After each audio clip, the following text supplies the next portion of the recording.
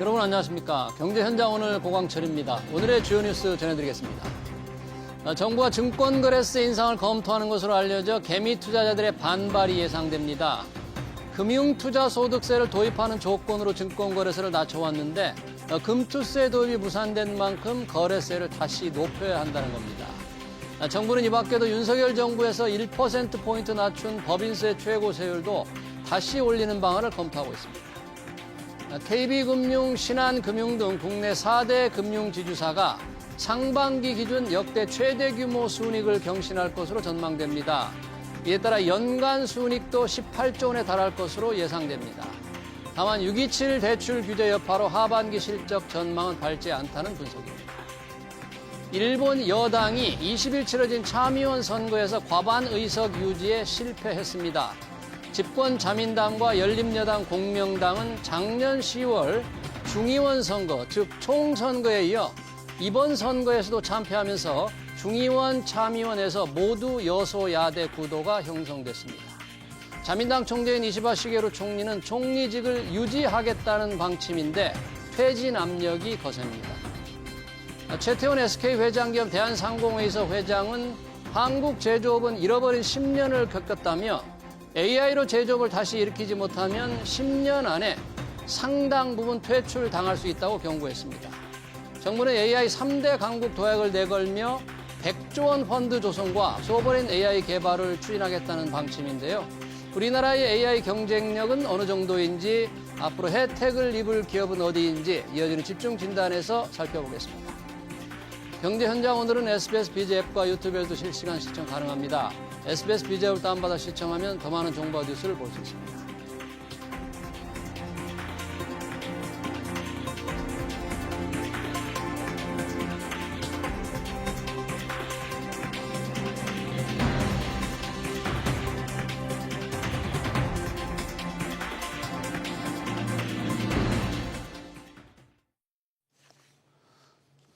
네, 연초 AI 업계를 놀라게 한 중국의 딥시크 충격이 채 가시기 전에 중국의 또 다른 스타트업 문샷 AI가 개발한 키미 K2도 아주 높은 성능을 보였다고 중국 언론이 보도했죠. 키미 K2는 코딩과 작문 분야에서 두각을 나타내며 기술적 완성도가 돋보였다는 평가를 받았다고 합니다. 정부가 내건 AI 3대 강국 도약 어떻게 이뤄낼지, 기술적 격차가 더 벌어지고 있는 건 아닌지 두 분과 얘기 나눠보겠습니다. 윤석빈 서강대 AI 소프트웨어 대학원 특임 교수, 염승환 LS증권 이사 나오셨습니다. 어서 오십시오. 네, 안녕하세요. 안녕하십니까. AI 3대 강국 도약, 이재명 정부의 첫 공약이고 1호 공약. 이번 정부가 지금 역점적으로 추진하는 건데요. 펀드를 조성한다, 또 인재를 양성한다 했는데 3대 강국이라면 미국과 중국 다음일 텐데 그럼 무슨 기준으로 우선 3대 강국을 얘기하는 건지 윤석빈 교수님, 우리가 3대 강국 하면 뭘 기준으로 3대 강국을 얘기하는 겁니까? 예, 종합적인 건데요. 네. 먼저 인프라, 아까 말씀 기술력이 있고요. 네. 그리고 인재가 있고요. 그리고 또 얼마나 활용을 잘하는지. 그게 세 가지로 보면 될 것 같습니다. 종합적으로. 뭐 지금 몇 등 정도 대략 된다고 우리가 할 수 있는 3대 하면? 네, 좀 뭐 우리나라 여러 가지 있을 때 하여튼 지금은 뭐 3위권이라고 봤을 한 6위, 7위 정도. 그러니까 6, 7위 정도. 7위 정도 보는 게 객관적으로 볼 수 있는데요. 예. 근데 워낙 1, 2위하고 너무 차이가 커요, 사실은. 그래서 1, 2위 너무 차이가 크다. 1, 2위가 너무 앞서 있고요. 3위, 3, 4, 5, 6, 7, 8, 9, 9위가 그렇게 큰 의미가 있지 않을 정도로 좀 이렇게 많이 벌어져 있다 보시면 되는데, 일단 네. 현재는 우리나라는 6위, 7위 정도로 보시는 게 일단 뭐 네. 많은 데이터에서 얘기할 수 있습니다. 그러네요. 1, 2위 앞서가는 미국, 중국과 나머지 쫓아가는 나라들과의 격차가 너무 큰데 3위까지 달려가더라도 1, 2위가 저만큼 앞에 가 있으면 또 큰 의미도 없을 수 있겠네요. 예, 그건 말씀하신 거 포인트가 있긴 한데 네. 제가 또 우연히도 좀 일주 전에 중국 갔다 왔는데 네. 사실은 중국이 워낙 에너지가 워낙 많이 모여 있어요. 그러니까 미국하고 중국이 워낙 거대한 AI로 다 하고 있는데 우리나라는 굉장히 말씀하신 것처럼 3위권에서 많이 뒤쳐져 있긴 하지만 그래도 불구하고 저희가 그걸 또 안 할 수는 없지 않습니까? 네. 나중에 또 말씀드리겠지만 저희가 3위권을 타겟으로 가는 건 또 의미가 있다. 또 말씀드릴 수 있을 것 같습니다. 안 할 수 없기 때문에 정부가 막대한 자금을 동원한다, 3대 강국으로 간다 그러는데 우리도 그래서 독자적인 AI 모델, 소버린 AI, 주권 AI 모델을 개발하겠다는 게 정부 생각이어서 그 관련돼서 독자 AI 파운데이션 모델 프로젝트 공모가 이제 오늘 마감된다고 합니다. 이제 기업들이 우리가 주인공이 되겠다 이렇게 신청하는 건데 이거는 지금 이게 소버렌 AI 개발 지금 정부의 전략인가요? 이게? 네, 그렇게 보시면 될 것 같아요. 그러니까 우리 한국의 독자적인 좀 AI 모델을 만들겠다. 근데 이거를 이제 민간 기업들을 이제 선발을 한다라고 보시면 좋을 것 같아요. 예. 근데 이제 국가대표 뭐 선발하는 것처럼. 그래서 이게 경쟁의 압축 진행 방식이라고 하는데 5개 팀 만든 다음에 5개 정도? 점점 이제 뭐 4개, 3개 이렇게 압축을 하는 거죠. 예. 네, 이런 식으로 해서 이제 계속 이제 그 성능 평가를 하겠죠. 그래서 목표는 예. 최신 이제 6개월 이내에 나왔던 그 이제 AI 글로벌 AI 그 이제 플랫폼 그 성능 대비해서 95% 이상을 지금 목표로 하고 있다고 합니다. 굉장히 이제 고성능을 좀 목표로 하는데 이 그걸 이제 개발하는 걸 목표로 해서 이 정예팀이 선별이 되면 구체적인 이제 개발 전략하고 이런 것들을 이제 계속 좀 제시를 해야 되고요. 그래서 이제 국가에서 지원하는 거는 이제 팀당 GPU 500장 정도 이렇게 GPU. 예. 그리고 이제 추가적으로 1000장 이상 이제 어느 정도 성능 평가가 되면 이걸 지원을 하게 되고 팀당 데이터 구매 비용으로는 한 100억 정도 지원이 되고요. 또 데이터 가공이나 구축 위해서 한 30억에서 50억 정도 추가로 준다고 하는데 결국 이제 한 5개 팀을 이제 압축할 텐데 이제 컨소시엄을 맺어가지고 주로 이제 보니까 뭐 KT나 LG 플러스, 뭐 SK텔레콤 같은 이런 기업들 다 참여했고요. 또 뭐 네이버, 카카오 이런 것도 이제 참여를 해서 이들 좀 중심으로 해가지고 밑에 이제 중소기업까지 같이 아우려져서 일단 이제 경쟁이 좀 굉장히 치열하다는 얘기도 있는데 뭐 일단 21일 날 지금 마감이 된다고 하니까요. 예, 어떤 팀들이 선정될지 한번 지켜봐야 될 것 같습니다. 지금 네이버 출신 대통령실 AI 수석이 있으니까 뭐 네이버가 좀 유리할래나요? 어떻게 좀 자기 팔이 안으로 굽는 그런 일이 생겼어요. 장관님도 LG 엑사원이긴 아, 하지만 장관, 백예원 장관. 네, 그래서 아무래도 이제 그런 또 객관적으로 하시겠지만 대표적인 플레이어니까 당연히 올라갈 수는 있을 것 같고 아마 경쟁이 또 아까 말씀하신 좀 공정하게 골라야 될 텐데 자칫하면 말인데 나올 수도 있겠어요. 공정하게 하셔야죠. 네. 지금 우리 독자 AI 파운데이션 모델 경쟁 선정되기 위한 지금 아까 말씀하신 염성환 이사께서 말씀하신 이제 기업들이 경쟁도 있지만 그 기업들한테 지원도 하고 또 AI 우리가 부분에 이제 100조 투자한다는 공약이 있었는데 그래서 산업은행도 뭐 100조 원 규모의 첨단 전략 산업기금을 조성한다고 합니다. 이게 그 100조 원과 똑같은 얘기인지 산업은행에서 하는 걸 뭐 그쪽 AI 100조 원에 투자하는 건지 이건 산업은행이 지원한다는 건 같은 겁니까 결국? 그러니까 마중물로 보시면 될 것 같아요. 그 성격은 말씀하신 산업 성격은 매칭이 되는데 마중물이라 보시면 될 것 같고요. 그 100조 중에서 마중물이라 보시면 될 것 같고 AI나 퀀텀이나 바이오라든지 다양한 산업계에 활용하는 것들이 연결되어 있다고 보시면 될 것 같습니다. 아 그래요?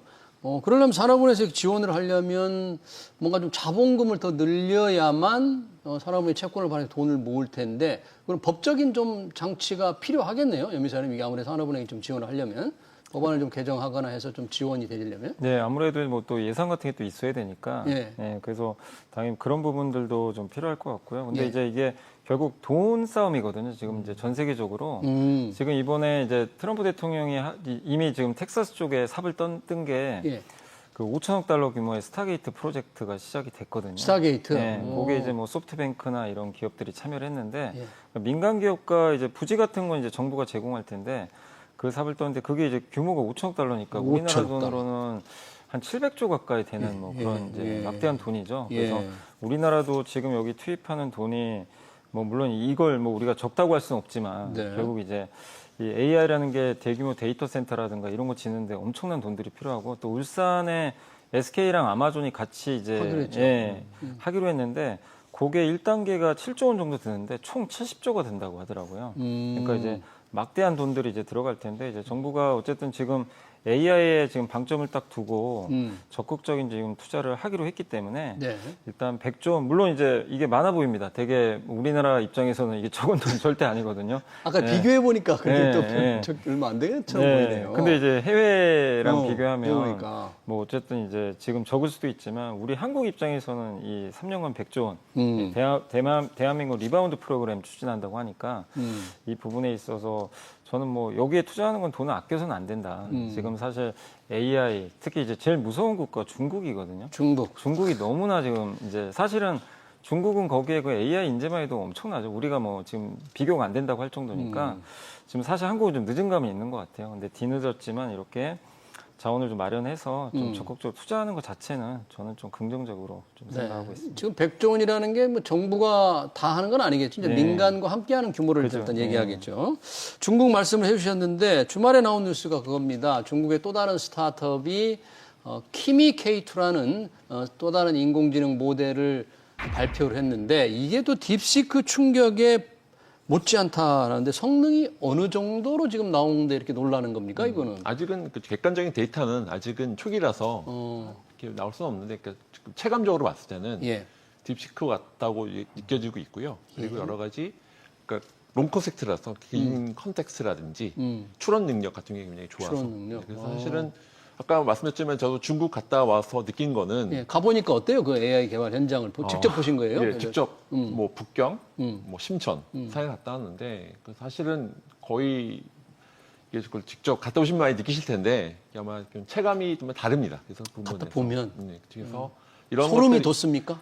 그 인재 뭐 왕국. 딥시크나 뭐 키미 K2 같은 나오는 게 이상하지 않다 이상하지 느낄 정도로 않다. 뭐 젊은이들이 우리나라는 좀 52시간을 많이 퇴근하고 있는데 거기는 지금 새벽까지 젊은 친구들이 스타트업에 그 모여 있는 보면 에너지가 느껴져요. 그런 것들이 해서 AI 네이티브를 정말 지향하는 중국이 치고 나갈 때 많이 느껴지고 있고요. 그런 관점에서 봤을 때는 아까 말씀드린 이것도 하나의 뭐 딥시크, 뭐 키미케 하나의 예고 중간총 같으면 거의 스타트업이 2만 개가 있는데 예. 그 중에서 뭐 딥시크 같은 기술력이 다 숨어 있는 히든 챔피언들이 많다 느껴지고 있습니다. 네, 잠깐 언급을 하셨는데 우리 이제 52시간 규제 이 정부가 조금 풀려고 했었습니다. 이재명 대통령이 선거 기간 중에는 그런 연구개발 인력들을 위해서 풀려고 했는데 아무래도 이제 노동계 반발이 좀 있다 보니까 우리는 이제 제대로 풀진 않고 유연한 근로제를 통해서 조금 해보자 그런 건데 중국과 비교하면 참 따라가기가 좀 벅차네요. 그런 규제가 있다면. 예, 그 제가 뭐 그 공유오피스 같은 데 가보면 예. 중간촌이라고 이제 북경대 청와대에 있는 그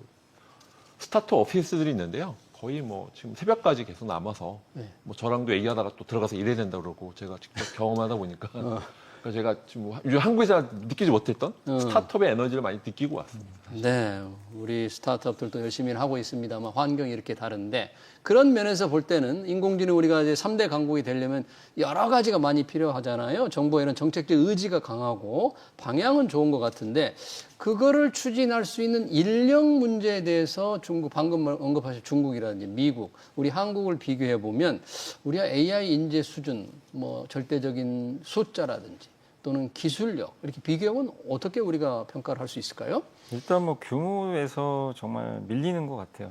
지금 일단 뭐 민간 투자 규모만 해도 예. 그러니까 민간에서 이미 AI 투자한 규모가 미국이 한 1,091억 달러 정도 된다고 하는데 1,091억 달러. 네, 한국은 이제 13억 달러밖에 안 되니까 네. 물론 이제 우리가 쫓아가겠지만요. 그리고 이 조사를 보니까 글로벌 100대 AI 인재 이제 그 관련해서 이렇게 수치를 보니까 예. 중국이 그러니까 그 AI 인재 중에 순위 매겨봤더니 중국이 한 57명 정도가 들어가 있고 예. 미국이 20명인데 100대 AI 인재 중에서 근데 중국이 한국은 한 명이라고 하더라고요. 한 명. 네, 그러니까 이제 우리가 좀 양도 밀릴 수밖에 없는 그런 좀 상황인데, 근데 우리나라 또 아시겠지만 지금 최근에 나오는 이제 이렇게 뭐 고등학생들 보면 다 물어보면 의대 가고 싶어해요. 옛날에 공대 가고 싶어 했는데 예전에는 정말 한 20년 전만 해도 공대도 다들 가고 싶어 했는데 어느새 이게 완전히 바뀌었죠. 지금은 이제 공부 정말 잘하는 친구들은 의대가 1순위고 근데 그만큼 우리나라 공학에 대한 좀 인식이 예전같이는 좀 많아진 것 같아요. 근데 이제 중국은 또 아까 갔다 오셨다고 하셨지만 저도 이제 다큐멘터리 통해서 많이들 봤는데 중국은 공대가 훨씬 더 이제 공대생들이 이제 많이 취업을 했을 때 훨씬 의사보다 연봉도 훨씬 높고 예, 공대 가는 걸 너무나 자랑스러워 하더라고요. 근데 그런 인재들이 다 사실 지금 뭐 중국이 무서운 게 전기차, 로봇.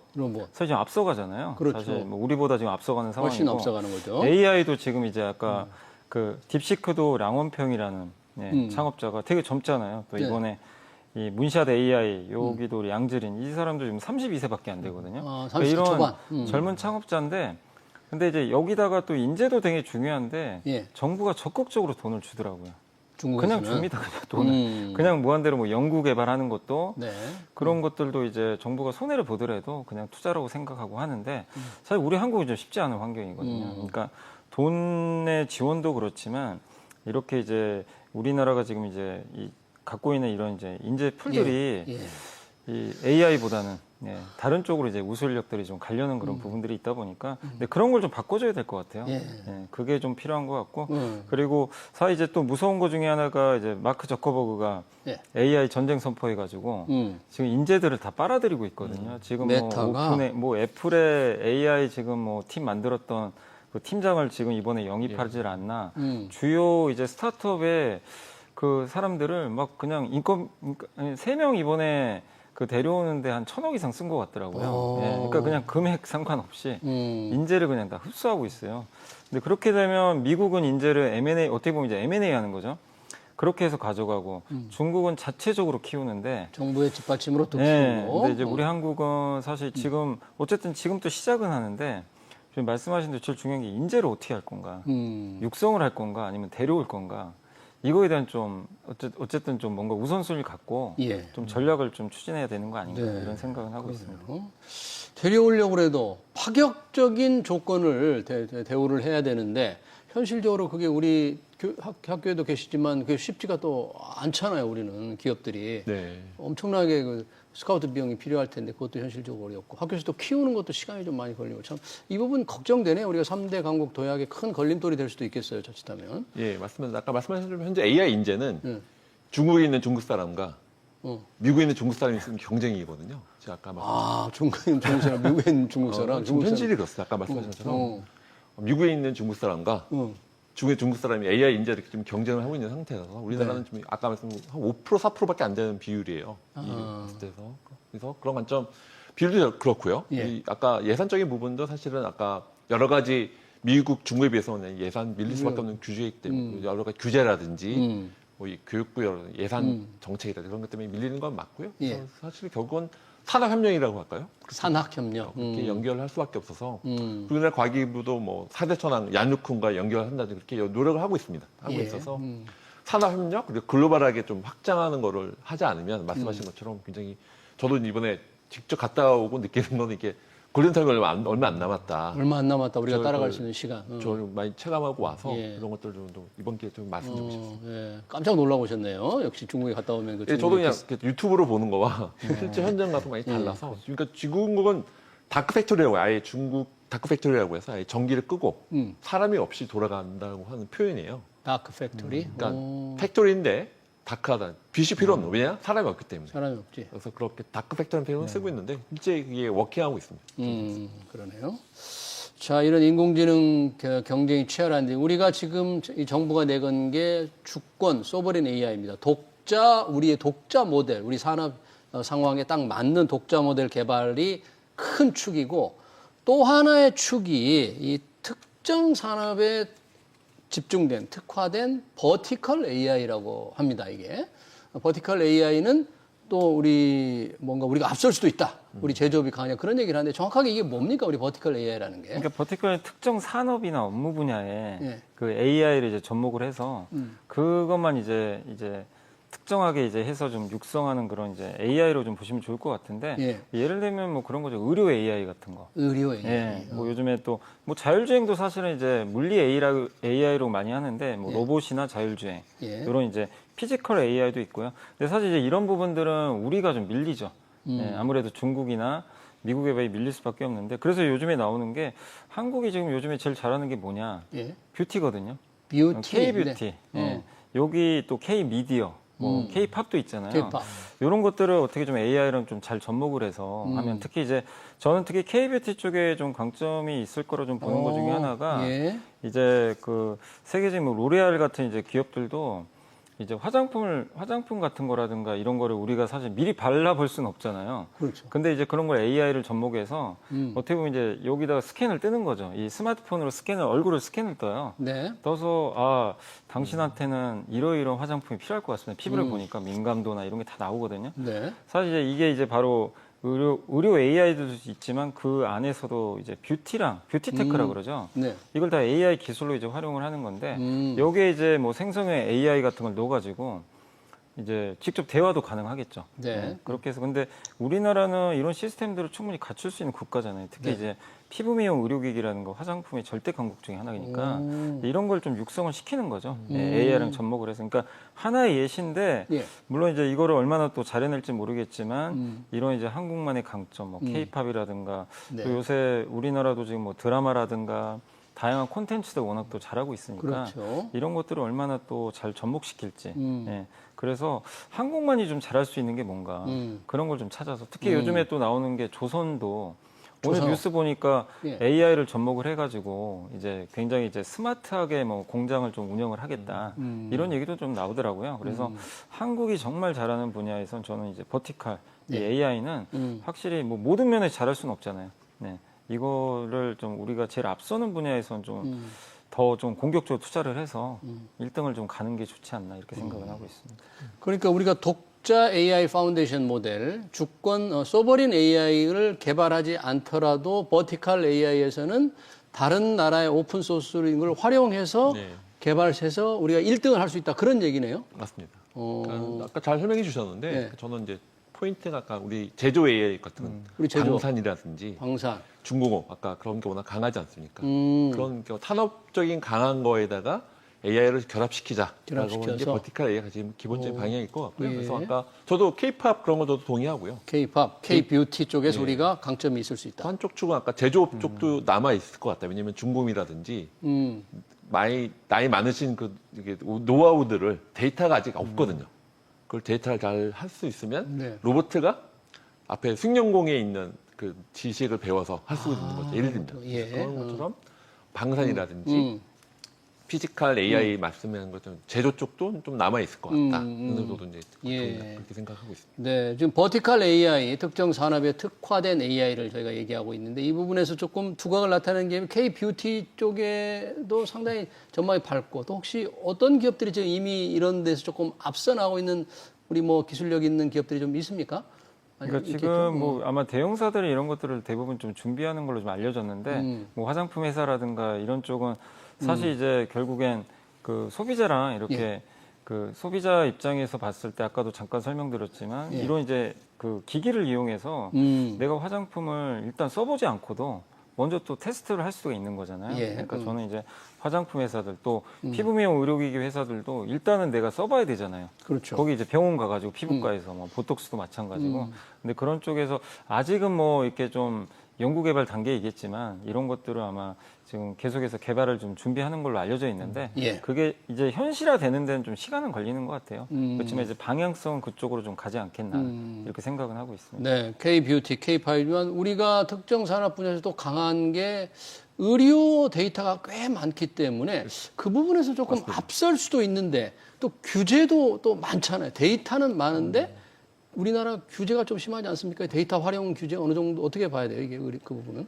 그 부분에서 아까 헬스케어 아까 뷰티 헬스케어. 비슷하게 헬스케어 쪽은 뭐 뷰노라든지 그런 회사들이 이미 상장도 돼 있고 뷰노, 류닛이라는 회사가 류닛, 있어요. 네. 그건 이미 상장도 돼 상장돼 있고, 있고. 매출이 많이 올라가 있고요. 그래서 제가 이런 중국 좀 진출하려고 좀 노력을 하고 있는 걸 알고 있습니다. 그래서 아마 그런 아까 말씀하신 헬스케어 데이터가 있는 헬스케어 데이터. 그러니까 마이 데이터처럼 마이 AI처럼 데이터하고 AI 융합됐을 때 포인트 부분들은 아까 뷰티처럼 헬스케어 쪽도 분명히 포인트가 있는데 말씀하신 규제 쪽 부분이 있어서 샌드박스라든지 그런 걸 많이 고생하고 있는데 예. 우리나라가 어쨌든 건강보험공단이라든지 네. 저희 데이터는 잘 모여져 있는데 그걸 잘 활용을 잘하면 양질의 헬스케어는 될 수 있는 또 요진이 있다. 또 이게 또 제조업과 또 다르게 봤을 때 헬스케어도 한쪽 축이 될 수 있다고 생각합니다. 네, 그러네요. 우리도 특정 산업에 특화된 버티칼 AI에서는 세계적인 기업을 만들어낼 수가 있다. 소버린 AI 개발 전에라도 우리가 더 치중한다면 그런 그래서 얘기를 약간 K 컨텐츠는 뭐 뉴진스라든지 BTS 부분에서 이렇게 팬덤이 있는 부분이 있고 예. 그런 게 데이터가 있고 AI 또 크로스보더한 관점, 또 글로벌하게는 또 그렇게 잘 만들면 의미가 있을 거라고 생각하는데 더 잘 말씀해 주셔서 동감됐어요. 그러네요. 또 이 AI 산업 발전은 이제 데이터 센터, 막대한 데이터 센터가 필요하잖아요. 대규모 데이터 센터가 필요한데 여기에 필수적인 게 또 전력입니다. 값싼 전력. 과연 어떻게 확보할 수 있는가, 전력을. 우리가 수도권에 데이터 센터를 지을 경우에 수도권의 전기를 제대로 싸게 쓸 수 있을까? 이 부분도 큰 관건이 될 것 같은데 어떻습니까? 우리 좀 새로운 무슨 방법이 있습니까? 이 전기를 좀 싸게 쓸 수 있는 거? 근데 사실 이게 정말 우리가 이 AI를 하려면 데이터 센터가 중심이잖아요. 네. 이게 없으면 아무것도 못 하는 건데 데이터를 이제 활용을 해서 결국엔 AI가 성능을 발휘하는 거죠. 뭐 추론도 하고. 근데 여기가 좀 중요한 게 24시간 끝없이 그 전력이 끊기면 안 되거든요. 공급을 해야 되는데 근데 이제 이게 문제가 이 전력망을 또 이게 깔아야 되고 그러니까 지금 우리나라 같은 경우는 이번에 서해안 에너지 고속도로 또 무슨 뭐 U자형 에너지 고속도로 이렇게 만든다고 하는데 이게 우리나라가 좀 데이터 센터가 대부분 수도권에 많아요. 많은데 이 전력 생산하는 쪽은 다 대부분 남쪽에 가 있단 말이에요. 그래서 이제 그거를 연결하겠다는 거죠. 예, 데이터망 이제 그 해저 케이블 같은 걸 깔아가지고 뭐 해상 풍력이나 태양광 이런 데서 만들어진 전력을 어쨌든 이제 이 고압으로 좀 압축을 해가지고 좀 보내겠다는 이제 그런 이제 그 대통령이 좀 이제 정책 발표가 있었거든요. 그게 핵심이 이제 서해안 에너지 고속도로인데. 근데 그걸 하려면 이제 제일 중요한 게 역시 돈인 것 같아요. 돈이 굉장히 많이 들어가거든요. 이거 그리고 사실 이건 우리만의 문제는 아니에요. 지금 미국도 전력망이 엄청 노후화돼 있습니다. 데이터 센터는 정말 미친 듯이 지어야 되는데 이게 옛날에 70년대 막 이런 데 지어진 막 전력망이에요. 근데 그거 교체수요. 근데 우리나라도 지금 교체 이 전력망이 좀 노후화된 게 좀 꽤 있거든요. 그래서 이 교체해야 되는 부분도 분명히 있고 신규랑 교체가 또 겹칠 수밖에 없고 그리고 재원을 누가 대냐면 한전이 돼야 되거든요. 한전이. 그러니까 이제 이게 또 어려운 게 한국전력이 또 전기요금 인상하면 국민들이 좋아할 수가 없는 또 부분이에요. 근데 안 올릴 수는 없어요. 한전이 투자를 해야 됩니다. 투자를 해야 되기 그러면 때문에. 내년에 또 전기요금 인상 얘기가 또 나올 텐데 이걸 이제 어떻게 국민들을 설득시킬 건지 이런 부분도 분명히 있고요. 그래서 사실 우리가 데이터 이 AI라는 거를 밀고 나가는 건 너무 좋은데 해결해야 할 과제가 되게 많은데 여기에서 저는 정말 중요한 게 전력을 어떻게 해결할 거냐. 결국 할 수는 있지만 돈을 재원 조달이 좀 굉장히 좀 힘든 부분이 있고 그래서 결국 이제 민간 기업들이 뛰어들어야 되고요. 이번에 어쨌든 그 SK가 아마존과 같이 이제 데이터 센터 만드는데 거기 7조 원 중에 5조로 아마존이 돼요. 5조 원을. 근데 그런 식의 이제 협력도 되게 좋은 거죠. 예. 그럼 정부 입장에서는 돈을 그만큼 또 절약할 수도 있기 때문에 그리고 이제 관련된 그런 기반 시설들을 전력 인프라 같은 거는 또 SK가 되는 걸로 알고 있는데 그러니까 결국엔 국가 혼자서 하기는 굉장히 어렵고 예. 다만 이제 이 AI 관련돼서 데이터 센터에 대한 전력 공급을 할 때 우리가 좀 저는 말씀드리고 싶은 게 신재생은 되고 뭐 예를 들면 뭐 LNG는 안 되고 원전은 되고 뭐는 안 이게 아니라 사실 다 필요합니다. 네. 예, 신재생 에너지는 24시간 제공이 불가능하고요. 그렇죠. 근데 원전은 24시간 제공이 또 돼요. 물론 좀 이제 사고 날까 봐 좀 위험성이 있어서 그런 거지. 그러니까 이런 모든 것들을 다 저는 다 활용해야지 뭐는 되고 뭐는 안 된다. 이건 사실 아무 의미가 없다. 이렇게 좀 보고 있습니다. 만약 그런 차원에서라면 AI 데이터 센터 필요한 전력 확보를 위해서 또 새로운 기기로 또 새로 현대화를 또 해야 되니까 어떤 기업들이 이런 상황에서 AI 전력 확보 상황에 좀 관심을 가질 수 있어요? 주목을 좀 받을 수 있습니까? 이런 상황에서? 이미 많이 SMR. SMR이라고 하죠. SMR하는 업체들이 소형 모듈. 예, SMR하는 쪽하고 뭐 두산 에너지빌리티처럼 에너지 전문 기업들이 아마 좀 많이 각광을 받을 것 같습니다. 아마 SMR라는 부분은 뭐 우리나라뿐만 아니라 글로벌리 아마 좀 많이 좀 요청들이 많을 것 같습니다. 예. SMR 우리나라 또 기술력이 있어서 SMR 쪽은 좀 관심 있게 보시면 좋지 않을까. SMR. 전력 기기 같은 회사들도 이미 상당히 관심이 많잖아요. 전력 확대에서. 이게 에너지 AI 3대 강국을 위해서 정말 할 일이 많네요. 인재 육성도 그렇고 또 값싼 전력도 그렇고. 시간이 많지 않습니다만 염승환 이사께 잠깐 짧게 좀 답변을 듣고 싶은데 이렇게 AI 앞으로 우리 3대 강국도 말이냐 글로벌 경쟁도 치열한데 증시 차원에서는 뭐 AI 관련 기업 주가에 뭐 거품이 있다 이렇게 얘기하는 사람도 있다는데 혹시 염 이사께는 어떻게 보세요? 아니 저는 뭐 그런 얘기가 나오긴 하는데 90년대 말에도 그랬잖아요. 한번 IT 버블 터져가지고. IT 버블 때도. 근데 그때랑 분명 다른 게 지금 AI 기업의 대장이 누구죠? 엔비디아입니다. 엔비디아 막대한 돈을 벌고 있어요. 돈을 벌면서 주가가 올라가는 거기 때문에 성과가 실제 나고요. 그다음에 지금 엄청난 빅테크들이 투자를 다 해놓고 있죠. 몇 년 후엔 그게 또 결실로 돌아오겠죠. 그러니까 이게 거품이라고 우리가 보려면 몇 년은 지나야 확인이 가능하지 지금은 알 방법은 없어요. 근데 분명한 건 지금은 거품은 아니다. 왜 실제 돈이 벌고 있고 실제 돈을 그리고 정말 우후죽순처럼 모두 가는 게 아니라 정말 검증된 대형 기업들 위주로 이게 시장이 재편이 되고 있기 때문에 예. 공급이 많이 늘면 그게 나중에 무너지거든요. 근데 지금은 공급이 아니라 오히려 공급이 좀 부족하잖아요. 네, 그래서 저는 아직은 거품을 걱정할 단계는 아니다 이렇게 생각합니다.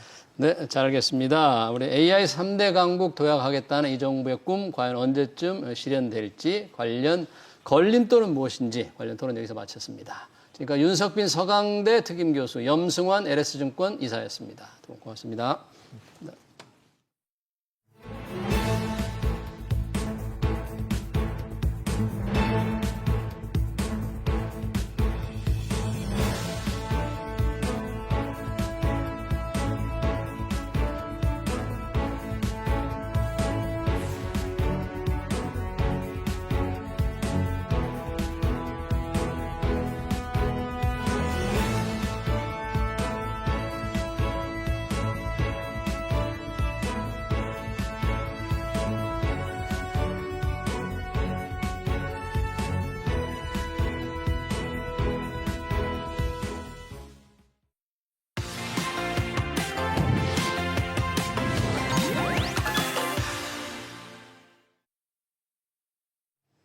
네, 뉴욕 증시가 연일 사상 최고치를 경신하고 있습니다. 그런 가운데 국내 증시는 8월 1일로 다가온 관세 협상과 2분기 기업 실적에 주목하고 있는데요. 주간 증시 전망 문남중 대신증권 리서치센터 수석 연구위원 모시고 얘기 들어보겠습니다. 위원님 어서 오세요. 안녕하세요. 자, 뉴욕 증시는 뭐 관세 불안감을 잘 견디면서 그래도 기술주 위주로 좀 좋습니다. 뭐 경제 지표도 좀 좋은 겁니까? 미국 시장은? 사실 미국 경제를 두고 해석의 차이가 좀 많은 것 같아요. 해석에. 근데 일반적으로 우리가 향후 국가의 경제가 어떤지에 대해서 이제 전망을 할 때 일반적으로 이제 실질 GDP랑 잠재 GDP를 비교를 하게 되죠. 미국 같은 경우에는 잠재 성장률이 추정하는 기간마다 차이는 있지만 1.8% 정도 전후로 좀 추정이 되고 있는 상황이고 예. 미국의 분기별 GDP를 전분기 대비 연율로 놓고 본다고 하면 2022년 2분기 이후 그리고 지난해 4분기에 이어서 올해 1분기까지 평균적으로 보면 분기별 성장률이 2.1% 정도 됩니다. 그러니까 잠재 성장률을 상회를 하고 있는 거죠. 그러네요. 그래서 이런 경제 체력을 놓고 본다고 하면 여전히 미국 경제가 견고하다라는 얘기를 하는 게 맞다라고 보고 있고요. 예. 또 하나는 이제 고용 시장인데요. 예. 보통 우리가 월간 지표들 중에 이제 비농업 부분 고용자 수를 확인하게 되는데 3개월 평균을 놓고 수치를 확인하는 게 가장 좋습니다. 그래서 지난해 8월을 기점으로 해서 네. 그때 당시 3개월 평균이 8만 2천 명 정도 됐고요. 네. 올해 6월 기준으로 3개월 평균 수치는 15만 명 정도 되는 거죠. 그러니까 고용 시장 역시 지난해 8월을 저점으로 개선되고 있는 양상입니다. 네. 그리고 이제 물가를 좀 얘기해드리고 싶은데요. 예. 이제 얼마 전에 발표된 6월 소비자 물가가 이제 전월보다 높게 나왔기 때문에 앞으로 물가가 올라가는데 자극을 받지 않을까라는 우려들도 있지만 미국 같은 경우에는 통계 기간 12월에서 2월 그리고 드라이빙 시즌 5월 말에서 9월 초 정도 되는 기간에는 네. 휘발유를 중심으로 에너지 가격이 상승하기 때문에 물가 전체 결과를 놓고 본다고 하면 전월보다 소폭 올라갈 여지가 있어요. 그래서 저는 한 달 정도 단위로 발표되는 지표를 가지고 연준의 통화 정책에 기결을 해서 연준이 이제 금리 인하를 하지 못하고 오히려 이제 금리 인상을 할 수 있다라는 의견들도 있지만 저는 이 부분에 대해서는 좀 신중하게 고민을 해야 된다라고 생각을 하고 있고요. 네. 미국은 앞으로 금리 인하를 단행할 건데요. 예. 올해 6월 수정 경제 전망을 보면 암묵적으로 얘기를 해줬습니다. 어떻게요? 올해 2번 50bp 정도는 인하한다라고 얘기를 해줬기 때문에 이를 기본적인 베이스 시나리오로 넣고 바라보는 게 좋고요. 최근에 파월 연준 의장을 두고 이제 트럼프의 해임에 대한 발언들이 네. 좀 거세지고 있고, 참 많이 나오죠. 네, 지금. 그리고 네. 연준 내에서도 7월 달에 금리 인하를 해야 된다는 목소리도 나오고 있거든요. 예. 이를 감안한다라고 하면 올해 75pp 정도까지도 충분히 연준이 금리 인하를 할 여지도 있다라는 거를 좀 그래요? 인지를 하시면 좋지 않을까 생각하고 네. 있습니다. 물가가 비록 조금 올랐지만 그렇다고 해서 연준의 통화 정책이 바뀔 가능성 그렇게 크지 않다. 고용이나 실질 GDP, 잠재 GDP에 대한 비교한 실질 GDP라니 고용이 비교적 괜찮긴 합니다만 물가 걱정이 크지 않기 때문에 금리를 낮출 여력이 있다. 이렇게 이제 결론을 내야 되겠네요. 미국 시장 얘기 잠깐 먼저 언급을 하고 싶은데 나스닥 지수가 다시 한번 사상 최고치에 근접하니까 뚝 떨어졌다가 다시 올라오니까 야, 이거 좀 걱정스럽다. 거품일 수 있다. 하락에 대비하라. 뭐 이렇게 주장하는 분들이 좀 많아지는 것 같은데 혹시 어떻게 보세요? 미국 증시는 2023년 10월을 기점으로 네. 경기 확장과 실적을 바탕으로 올라오고 있는 대표적인 장세입니다. 그렇기 때문에 올해 연말까지는 예. 경기와 실적을 바탕으로 추가적으로 더 상승할 수 있다라고 얘기해드리고 있고요. 경기 확장을 놓고 온다고 하면 전미경제연구소가 공식적으로 미국 경기 순환을 얘기해 줄 수 있는 유일한 기관인데 예. 올해 6월 기준으로 미국 경기 확장은 62개월째 진행되고 있는 상황입니다. 그리고 지금 15일을 기준으로 해서 이제 미국의 2분기 어닝 시즌 진입을 했는데요. 네. 금융주 실적이 분위기가 그렇게 나쁘진 않았어요. 다만 순이자 마진 전망을 두고 오해가 좀 있었던 부분들이 있었고 그 전에 주가가 많이 올랐기 때문에 어닝에 대한 부분들을 반영하면서 주가가 올라가지 못했던 부분들에 대해서 큰 의미를 두진 않으셨으면 좋겠어요. 전체적으로 보면 올해 2분기 S&P 500의 EPS 증가율은 전년 동기 대비 비교를 했을 때 4.8% 정도 증가할 걸로 예상이 되고 있는데요. 4.8%면 높은 수준입니까? EPS 증가율? 전분기와 비교를 해보면 내려가는 거죠. 왜냐하면 1분기 때는 전년 동기 대비 13.3% 증가를 했다가 네. 올해 2분기 같은 경우에는 4.8 정도로 추정되기 때문에 분기 추이로 놓고 온다고 하면 둔화되는 게 맞습니다. 근데 여기서 중요한 점이 있는데요. 네. 미국 같은 경우에는 2023년 1분기 이후 예상치보다 결과치가 훨씬 더 잘 나오고 있습니다. 이게 벌써 10개 분기 정도 연속돼서 나타나고 있고요. 과거 5년 그리고 10년 동안에 실적 시즌에 들어갔을 때 추정됐던 이익 증가율이 개선되는 폭 자체를 놓고 온다고 하면 네. 각각 8.9, 6.8% 정도 추정됐기 때문에 지금은 2분기 S&P 500의 EPS 증가율이 4.8 수준으로 예상되고 있지만 아마 어닝 시즌이 끝날 때쯤 되면 두 자릿수, 10%대 이상 올라갈 걸로 좀 보고 있기 때문에 그래요? 아마 어닝 시즌이 시간이 지나면서 거듭될수록 미국 증시는 추가적으로 더 상승할 수 있는 동의는 충분하다라고 얘기 드리고 있습니다. 네, 좀 긍정적으로 전망을 해주셨고요. 잠깐 아까 언급을 해주셨는데 지금 파월 해임설 트럼프 대통령 수시로 얘기를 하니까 지난주에는 한번 정말 너무 강하게 얘기하는 바람에 언론 보도가 좀 있었잖아요. 네. 그런데 증시도 출렁이고 특히 국채금리, 미국의 장기 국채금리가 치솟기도 했는데 지금 상황 어떻습니까? 지금? 해석하시는 분들마다 의견이 좀 다르긴 하는데요. 네. 저는 트럼프 대통령의 그 파월 연준 의장에 대한 해임 발언들이 잘못된 건 아니라고 생각을 해요. 왜냐하면 파월 연준 의장이 금리 인상을 해야 되는 그 시기를 놓쳐서 실기 논란이 분명히 있었거든요. 사실 미국의 물가를 선제적으로 좀 잡을 수 있었지만 그때 당시 파월 연준 의장이 금리 인상을 안 했단 말이에요. 근데 지금도 동일합니다. 보통 중앙은행들이 금리 인하를 연속적으로 단행하기 위해서는 그 환경이 마련됐는지를 한번 살펴봐야 되는데 일반적으로는 실질 중립금리와 실질 정책금리를 놓고 중앙은행들이 그 환경이 조성됐는지를 판단돼요. 예. 지금 현재 미국의 실질 중립금리는 1%입니다. 그러니까 네. 연준이 생각하고 있는 중립금리 3%에다가 예. 연준은 물가안정 목표치를 2% 생각을 하고 있기 때문에 이를 빼면 1%가 나오는 거죠. 그리고 연준의 통화정책은 네 가지 물가지표 중에 PCE를 갖고 합니다. 그래서 5월 PCE를 기준으로 놓고 온다고 하면 실질 정책금리가 예. 이제 정책금리와 PCE 간의 차이를 두고 산출을 하게 되는데 예. 이게 2.2% 정도 됩니다. 그러니까 실질 정책금리가 2.2%, 실질 중립금리가 1%잖아요. 예. 그래서 실질 중립금리보다는 실질 정책금리가 높은 이 구간이 높으니까.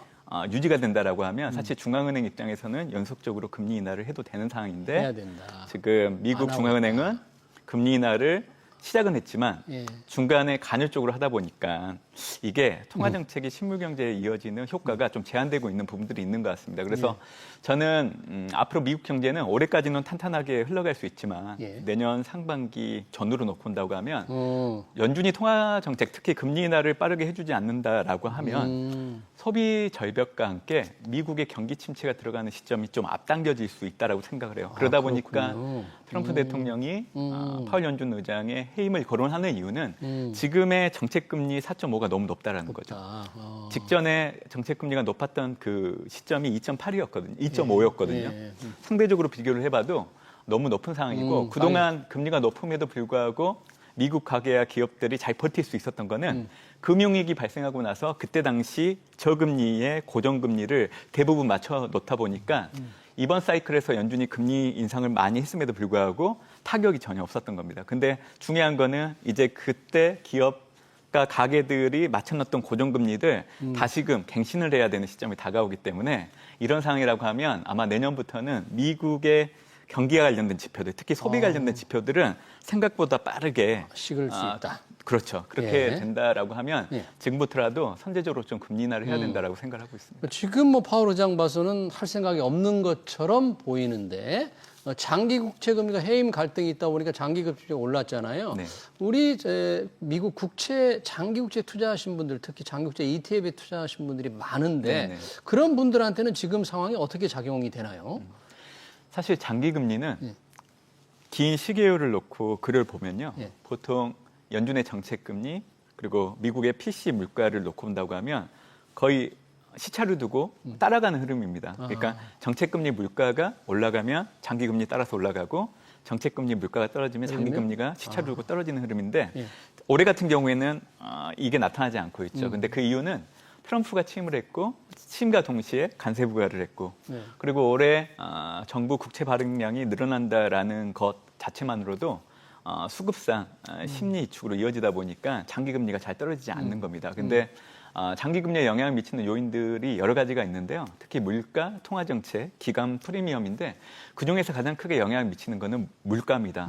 지금 PC 같은 경우에는 5월 달 기준으로 전년 동월 대비 2.3까지 내려왔잖아요. 네. 그리고 지금 미국채 장기 금리가 4.5 정도 전후이기 때문에 이 갭을 놓고 본다고 하면 벌어져 있잖아요. 근데 이게 시간이 지날수록 수렴할 수밖에 없습니다. PC 물가에. 그래서 저는 올해 연준이 처음으로 금리 인하를 단행하는 그 시점을 기점으로 해서 지금의 장기 금리는 되게 경직성을 보이고 있지만 빠르게 4배를 낮춰갈 여지는 있다고 생각을 해요. 그래서 올해 연말 정도 되면 네. 미국채 10년물 금리 기준으로 저는 3.6% 정도까지 좀 추정을 하고 있는 상황입니다. 10년물이요? 네. 네. 그렇다면 금리가 떨어지면 채권값이 오르니까 뭐 장기 국채 투자 그렇게 나쁜 선택은 아닐 수도 있겠네요. 지금 시점에서. 근데 이제 자산별 선호도를 보면 상대적인 박탈감을 좀 느끼실 거예요. 채권에 투자하다 보면. 왜냐하면 주식시장이 상대적으로 좀 좋을 걸로 좀 저는 예상을 하고 있기 때문에. 네. 네, 알겠습니다.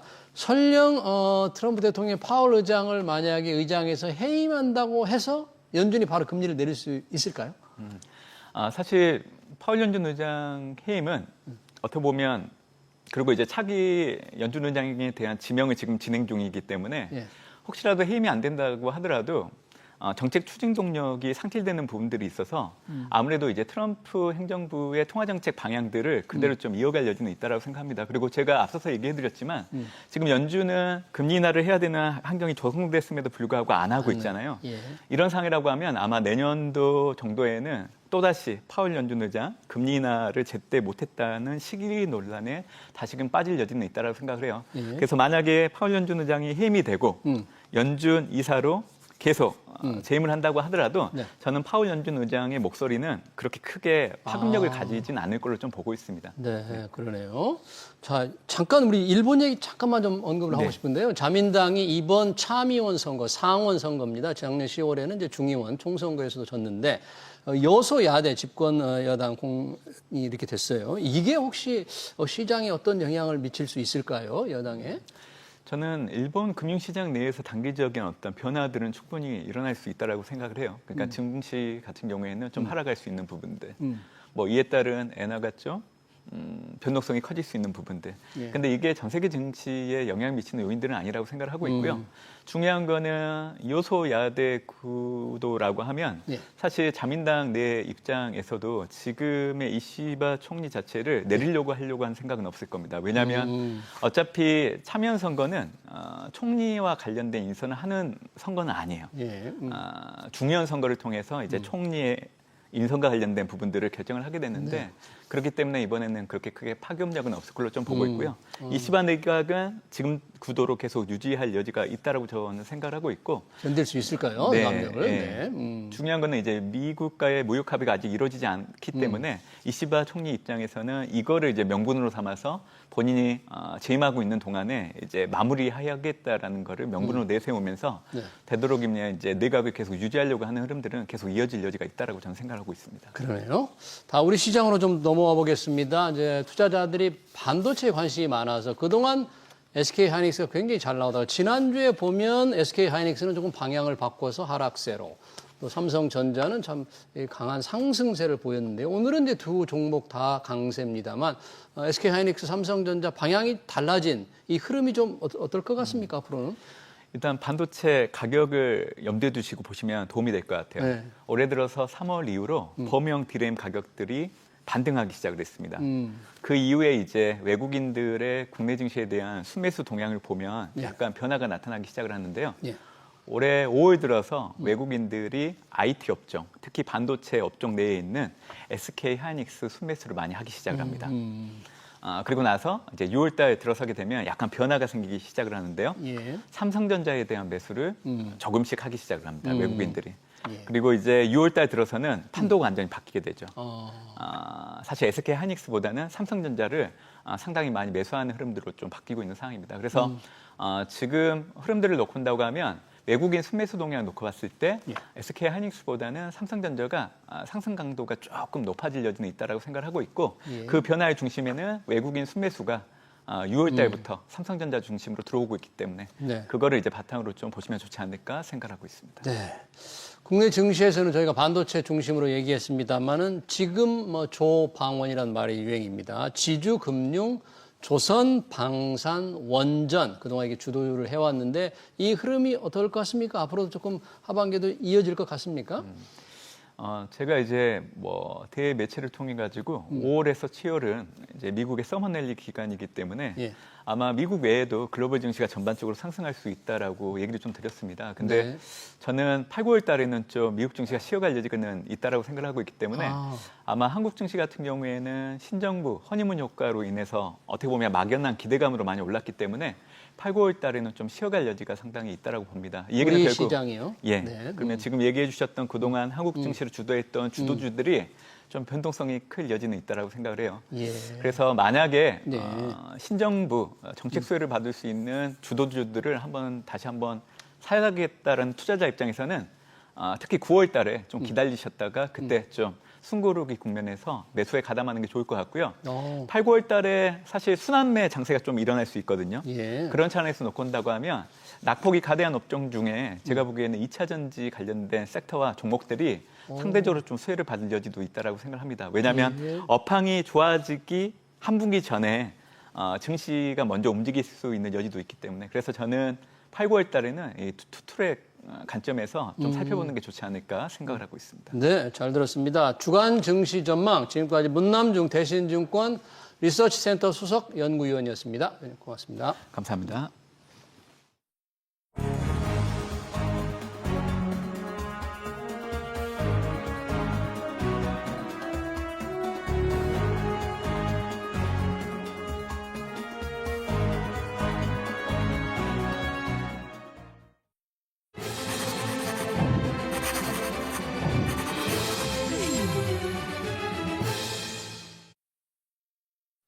네, 정부가 AI 3대 강국 도약을 위한 시동을 걸었습니다.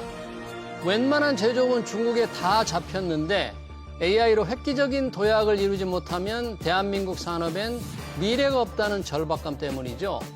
방향성은 잘 잡았습니다만 인재 양성과 데이터 활용이 큰 문제입니다. AI 인력 양성을 위해 대학 재정을 보강하는 것도 시급합니다.